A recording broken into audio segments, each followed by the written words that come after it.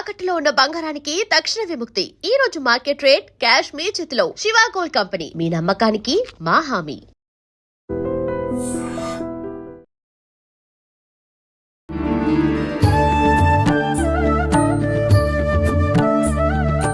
నమస్కారం, welcome to I dream. ధర్మ మార్గం విత్ విజిత కార్యక్రమానికి స్వాగతం. ప్రస్తుతం మనతో పాటు ఉన్నారు ప్రముఖ ఆధ్యాత్మికవేత్త, జ్యోతిష్య పండితులు సుభాష్ శర్మ గారు. ఇప్పుడు గురుగారితో మాట్లాడదాం.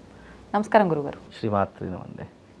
మనకి శ్రావణ మాసం అంటేనే ఎక్కువగా గుర్తొచ్చేది లక్ష్మీ అమ్మవారి ఆరాధనలు. ఎలాగూ మంగళగౌరి వ్రతం అని, వరలక్ష్మి వ్రతం అని చేస్తూ ఉంటాము. కానీ మాసం అంతా అమ్మవారి అనుగ్రహం కోసం మేము ఏదైనా చెయ్యాలి, పూజా విధానం అనుకున్న వాళ్ళకి ఏదైనా విధానం గురించి వివరించండి. తప్పకుండా అండి. ముందుగా వీక్షిస్తున్న ప్రేక్షకులందరికీ శ్రీమాత్రే నమః, శ్రీ గురుభ్యో నమః. యాదేవి సర్వభూతేషు మాతృరూపేణ సంస్థిత నమస్తస్సై నమస్తస్సై నమస్తస్సై నమో నమః. లక్ష్మీ కటాక్షం అనేటటువంటి శ్రావణ మాసంలో పొందడం చాలా సులభమైనటువంటి మార్గం శ్రావణ మాసంలో ఉంది. అది సనాతన ధర్మంలో, శాస్త్రం నందు, వేదమునందు చాలామంది ఎంతోమంది ఆచరణ చేసి ఎన్నో సిరి సంపదలు పొందినటువంటి మార్గాలు ఈ శ్రావణ మాసంలో ఏర్పడ్డాయి. అందులో ఒక మార్గమే కమలాత్మిక పూజ అనేటటువంటిది ఒకటి ఉంటుంది. కమలాత్మిక అమ్మవారి యొక్క పూజను గనక ఎవరైతే ఈ శ్రావణ మాసంలో ఆచరిస్తారో ఆ తల్లి యొక్క అనుగ్రహము తొందరగా కలిగి ఏమవుతుంది అంటే, దారిద్ర్యంలో ఉన్నటువంటి వాడు కూడా అపర కుబేరుడు కావడానికి ఈ కమలాత్మిక అమ్మవారి యొక్క పూజా విధానం చాలా ప్రత్యేకమైనటువంటిది. ఈ కమలాత్మిక అమ్మవారి యొక్క పూజా విధానం దక్షిణాచారంలో చేసుకోవాలి.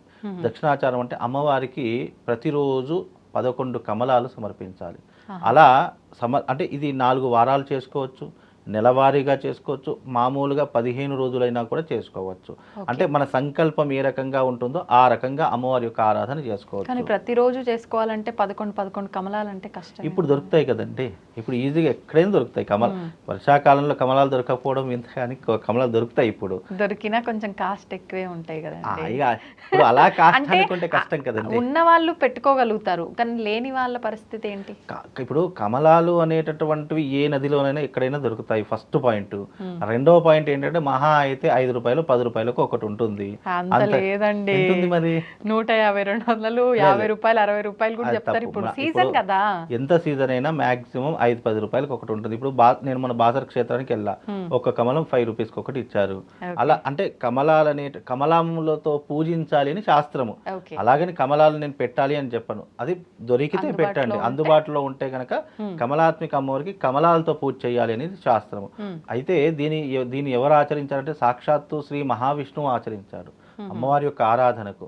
ఆ ఆరాధన చేసినందుకే శ్రీ మహావిష్ణువు ఎంతో మంది దుష్ట సంహారం చేశారు. అంతే, శక్తి సరిపోయినటువంటి సమయంలో శ్రీ మహావిష్ణువు అమ్మవారి కమలాత్మిక పూజ చేసి ఎంతో మంది దుష్టులను సంహరించినటువంటి దాఖలాలు కూడా మనకు శాస్త్రంలో, మనకు వామన పురాణంలో కూడా చెప్పడం జరుగుతూ ఉంది. కాబట్టి ఈ అమ్మవారి యొక్క ఆరాధన ఐశ్వర్యానికి, ఆరోగ్యానికి, శత్రు నాశనానికి, విజయానికి, వీటన్నిటికీ కూడా ప్రతీక అమ్మవారి యొక్క కమలాత్మిక పూజ. అయితే ఈ అమ్మవారికి 3 పుష్పాలు చాలా ఇష్టం. 1 కమలాలు, 2 మందార పుష్పాలు, 3 నాగవల్లి పుష్పాలు అనేటటువంటి ఉంటాయి. ఈ 3 పుష్పాలు ఏది అందుబాటులో ఉంటే అది మీరు పెట్టవచ్చు. లేదు అని అంటే కనుక అమ్మవారికి ఇంకా ప్రీతికరమైన ఉమ్మెత్త పూలు ఉంటాయి. ఉమ్మెత్త పూలు కూడా అమ్మవారికి చాలా ప్రీతికరము. అలాగే శివనాగ పుష్పాలు అని చెప్పేసి చాలా మట్టుకు ఉంటూ ఉంటాయి. వైట్ కలర్ శివనాగ పుష్పాలు అనేటటువంటివి ఎలా ఉంటాయంటే, అవి దాని లోపల శివలింగం ఉంటుంది. శివనాగ పుష్పాల్లో చిన్న శివలింగం ఉంటుంది. అది మామూలుగా మన దగ్గర దొరకడం చాలా కష్టం. అవి కేరళ లాంటి ప్రాంతాల్లో మీకు కనిపిస్తూ ఉంటాయి. అలా ఈ పుష్పాలు ఇలా చెప్పుకుంటూ అమ్మవారికి ప్రీతికరమైన పుష్పాలు చాలా ఉన్నాయి. ఇందులో అందుబాటులో ఉండేటట్టు కమలాలు ఉంటూ ఉంటాయి, మనకు ఉమ్మెత్త పువ్వులు ఉంటూ ఉంటాయి. కాబట్టి మీకు ఏది అనుకూలంగా ఉంటే ఆ పువ్వులతో మనం పూజ చేస్తే, అలాగే మందార పుష్పాలు ఇవి కూడా అందుబాటులో ఉంటాయి. ఇది శివనాగ పుష్పము అనేటటువంటి చాలా ప్రతీక. కాబట్టి ఈ పుష్పాలతో అమ్మవారిని పూజించాలి. ఎక్కడైతే పూజ చేసేటటువంటి ప్రదేశం ఉందో తప్పకుండా గోమయం, గోపంచితంతో అలికి ముగ్గు వేసి అక్కడ ఒక మండపం ఏర్పాటు చేసుకోవాలి. మామూలుగా మనము డెటాల్తో కడుగుతాము, నీళ్ళతో కడుగుతామంటే కుదరదు. ఎప్పుడైనా గుర్తుపెట్టుకోండి, ఏ పూజ చేసినా ఏ వ్రతం ఆచరించినా అక్కడ గోమయం గోపంచితం లేకుండా మనం పూజ చేయకూడదు.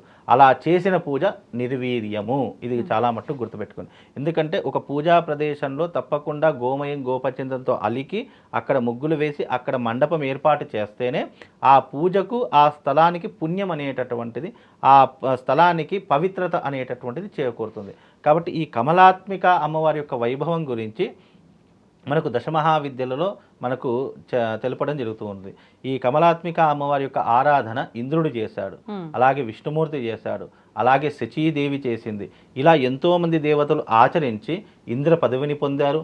అలాగే ఎంతోమంది శత్రువుల మీద విజయం సాధించారు. ఎంతోమంది అనేక రకములైనటువంటి రోగాల నుంచి దూరమైపోయారు. ఇంట్లో మనశ్శాంతి లేనటువంటి వారికి మనశ్శాంతి కూడా చేకూరుతూ ఉంటుంది. ఇలా మన సంకల్పం ఏదైనా సరే అది గనక కమలాత్మిక అమ్మవారి యొక్క పూజా విధానం కనుక చేసుకుంటే వాళ్ళకు తీరనటువంటి కోరికంటూ ఏదీ లేదు. ఈజీగా అంటే ఈ శ్రావణ మాసంలో సులువుగా చేసుకోవాలి, ఈజీగా మనకు తొందరగా మనకు అమ్మవారి యొక్క అనుగ్రహం కలగాలంటే కమలాత్మిక అమ్మవారి యొక్క పూజ చాలా వైశిష్టమైనటువంటిది. ఇప్పుడు చాలా వరకు మనం ఏ పూజ చేసినా, నిత్య పూజ అయినా, ఏ విశేషమైన పూజ అయినా బ్రాహ్మీ ముహూర్తంలో అంటారు. ఈ పూజ కూడా అలా ఏమైనా చెయ్యాలంటారా, లేదు అంటే నార్మల్గా చేసేసుకోవచ్చా? నిజానికి కమలాత్మిక అమ్మవారి యొక్క పూజా కాలం అనేది ప్రదోష కాలంలో చేసుకోవాలి. అంటే రాత్రి సమయంలో, సంధ్యా సమయంలో చేసుకోవడం చాలా విశేషము. ఈ అమ్మవారు తాంత్రిక దేవతలో ఉత్కృష్టమైనటువంటి తల్లి. అయితే ఈ అమ్మవారికి సవ్య అపసవ్య మార్గస్థ సర్వోపద్ర నివారిణి అని లలితా సహస్రనామాల్లో వస్తుంది. అంటే అమ్మవారికి సవ్యంగా పూజలు ఉన్నాయి, అపసవ్యంగా పూజలు ఉన్నాయి. అపసవ్యంగా అంటే అది తాంత్రిక విధానంలో వామాచార పద్ధతిలో వస్తుంది.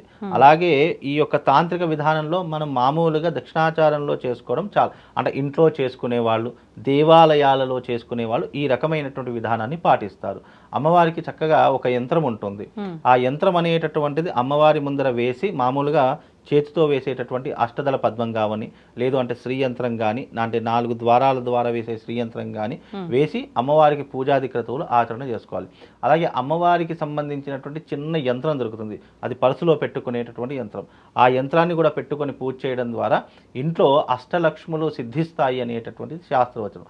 ఈ రకమైనటువంటి పద్ధతి ఇంకా చాలా మట్టుకు అమ్మవారి యొక్క వైభవం చెప్పడం జరిగింది. మామూలుగా ఇంట్లో మనం వ్రతంలాగా చేసుకోవాలి అంటే ఈ కమలాత్మిక అమ్మవారి యొక్క ఆరాధన చేసుకోవడం, కలశ స్థాపన చేసుకోవాలి, దీపారాధన చేసుకోవాలి, గణపతి గౌరీదేవిని ఆరాధన చేసుకోవాలి, నవగ్రహాలను ఆరాధన చేసుకోవాలి.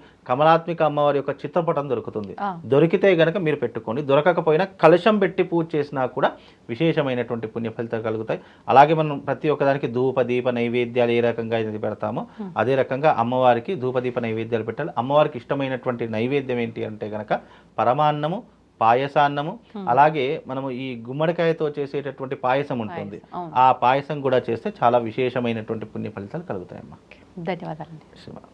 And for more videos, please subscribe to iDream. Please subscribe to iDream. Please subscribe iDream. And please subscribe to iDream. For more videos, subscribe to iDream. please like, share and subscribe to the channel. Congratulations, iDream. Subscribe to iDream. Subscribe to iDream. So subscribe to iDream Media. iDream ki iDream team andarki huge congratulations. Please subscribe iDream Media. Please subscribe to iDream. Subscribe iDream. Please subscribe to iDream. iDream అంటే నా కళల channel subscribe చేసుకున్న నోరు తిరుగుతలేదు, మీరైతే గంట గుర్తు కొట్టండి. For more such videos, please subscribe to iDream. Subscribe to iDream. Please subscribe to iDream. Please subscribe iDream Media. Please do subscribe to iDream. Please subscribe to iDream Media. For best entertainment and information, please subscribe iDream. And don't forget to subscribe to iDream.